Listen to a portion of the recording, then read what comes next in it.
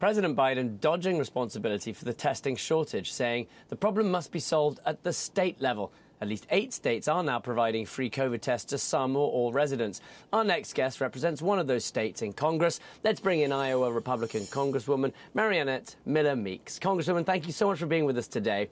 I want to go back to that soundbite we heard from President Biden there, but we've been talking about it for a while. But he says this has to be handled at the state level, but everything he's done for the past year suggested a federal response, the mandates, the vaccines, the masks. What do you make about that apparent U-turn? Well, I think it just underscores another failure of the Biden administration. So remember last year, the Democrats politicized the pandemic in order to affect the results of the election. And so that when they came in, that they were going to, get us through the pandemic, they were going to cure the pandemic, and they were going to get us back onto a path of normalcy. They also weren't going to mandate vaccines. So they knew they were coming into office with vaccines that were going to be approved, and they had 3 vaccines early on. They bungled the rollout of the vaccines. Then they had the HHS take over distribution of monoclonal antibodies. So now we know there's a shortage of monoclonal antibodies. And then they had the opportunity to pre-order tests. And I think I was the first physician, doctor, congresswoman to mention on Monday on Fox News that the rapid antigen test, according to a study from Reuters out of Belgium, is not as effective in detecting it. So we need to tailor who we're recommending testing to. So we continue to get, differing responses and contradictions from the CDC and from Dr. Fauci and from this administration. Yeah, and Congresswoman, Iowa is one of the few states that is staying ahead of this surge, staying on top of it. It's providing home testing kits to everyone. How was Iowa able to do that? Where were you sourcing kits from and tests from, and how did you get ahead of this?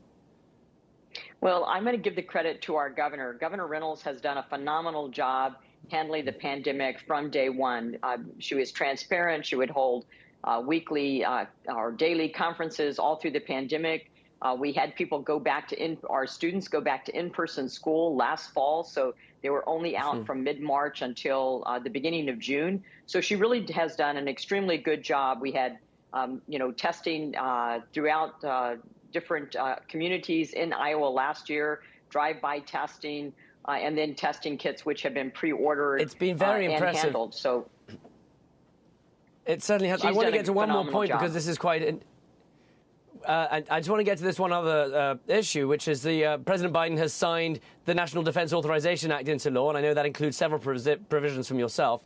If we can pull up some of those, there's a 2.7% pay raise for the troops, improves service member mental health services, prevents dishonorable discharge for troops who refuse to get vaccinated, bans taxpayers' funds from going to the Taliban, and requires an investigation into China's involvement in the origins of COVID-19. Explain why those provisions are so significant, how you got them in. Those were tremendously significant to get in because there were issues that we have had with the administration looking into the origins of COVID-19. We think it's very important to hold the Chinese Communist Party accountable for releasing this virus onto the world. The pay raise, I've 24 years in the military. I know how pay is, especially in the enlisted ranks. And we know how difficult it is with multiple deployments. So that was an important provision that we put in. Veterans' mental health and rising suicide. And then the other things, we got things removed. So the protection for veterans' Second Amendment rights, we got that secured within, and also preventing women from being drafted. So those were important provisions that we got in. Yeah, Congresswoman, thank you so much for joining us. I'm afraid that's all we've got time for, but it's a pleasure speaking to you, and Happy New Year.